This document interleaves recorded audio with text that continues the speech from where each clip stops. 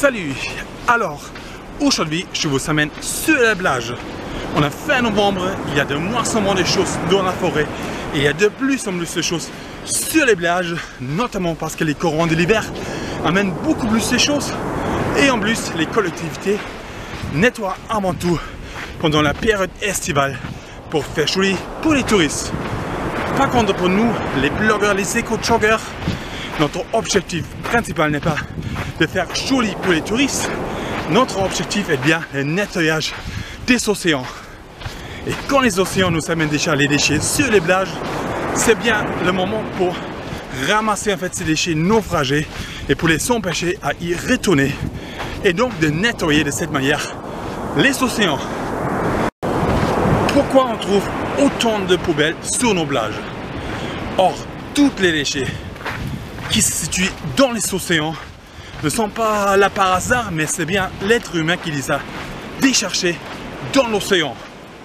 Parce que la haute mer, comme on dit, les eaux internationales ne bénéficient de quasiment aucune protection, notamment à cause de leur statut d'internationalité, ce qui prouve bien que l'internationalisme n'est pas un altermondialisme qui protège en fait l'environnement mondial de cette planète, mais l'internationalisme est bien un nationalisme, un outil d'oppression et de domination qui donc exploite et viole bien la nature.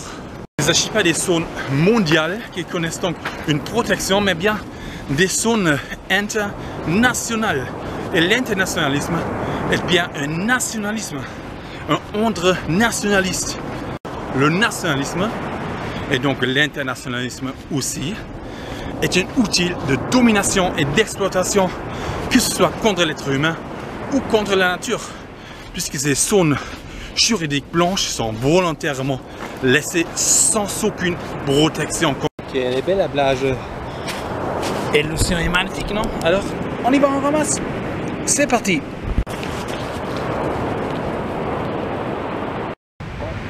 En fait, on voit quand même les traces des camions des collectivités qui ont nettoyé, mais pourtant, en fait, il n'y a pas tout qui est rattrapé, en fait. Donc là, il y a un très gros plastique et en fait, la ville elle est passée à côté. Ok, encore un plastique. Ok, là, on a quasiment, en fait, carrément un gobelet en plastique. Ça n'existe plus, en fait, c'est interdit. Un gobelet en plastique. Ok, encore un gros truc en plastique, une bâche en plastique. Ok, méga truc en plastique. Je sais pas ce que c'est, dur à passer à côté et pourtant ça traîne là en fait. Du plastique sur la plage qui vient des océans. Ok, un petit truc rouge en plastique, vraiment face à l'eau. L'eau arrive. Ok, encore un truc en plastique près de l'eau. Et en fait, les grandes machines des collectivités peuvent pas passer ici, c'est ça en fait le problème. Donc du coup les petites choses comme ça, ils sont toujours perdus, ils sont toujours délaissés si on les ramasse pas à la main en fait. Ok, un très gros truc en plastique à 1 mètre de l'eau en fait, on ramasse. Ok, là il y a une espèce de tuyau en caoutchouc, on ramasse. Ok, encore un truc, plutôt du papier, ou je sais pas exactement, mais en fait il y a toutes les 2 mètres, il y a quelque chose. Toutes les 2 mètres quoi. Ok, encore un doggy bag en plastique. Du plastique, 50 cm à côté. Ok, un élastique pour s'attacher les cheveux. Ok, une bouteille en plastique. Ok, encore du plastique, un réservoir en plastique, je sais pas ce que c'est, mais du plastique.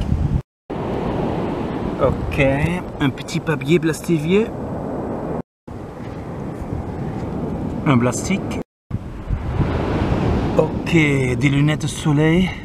En pleine forêt, ce sert bien risque de feu. Ici, c'est un peu moins grave, mais bon, on ramasse quand même. Ok. Une partie d'une bouteille en plastique bien lavée par l'océan, du plastique. Ok, là on retourne sur les dunes et voilà une bouteille en verre sous une bûche, donc risque de feu de forêt, même ici sur les dunes. Ok, encore sur les dunes, un gobelet en plastique. Ok, là on est vraiment sur les dunes, on va retourner en forêt après. Voilà, un papier plastique vieux.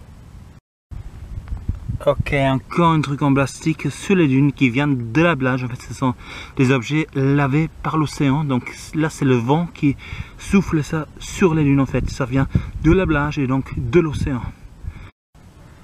Ok, encore un grand truc en plastique sur les dunes, presque en forêt en fait. On va continuer dans la forêt maintenant.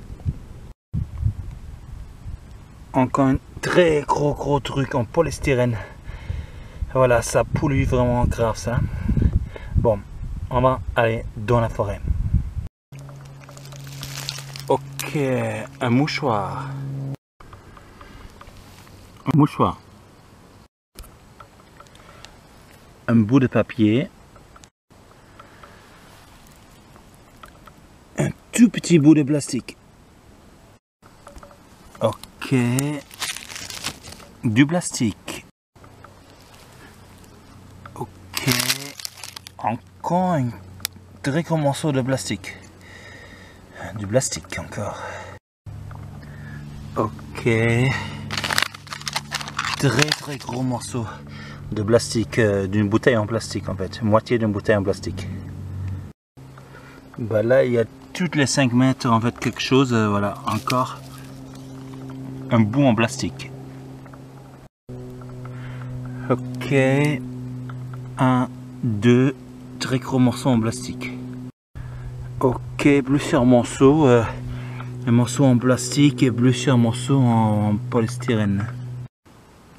Ok, un bout de papier en plastique, papier d'emballage. Ok, un mouchoir bien vieux, donc c'est là des vies très bien longtemps. Ok, là il y a beaucoup de morceaux bien regroupés.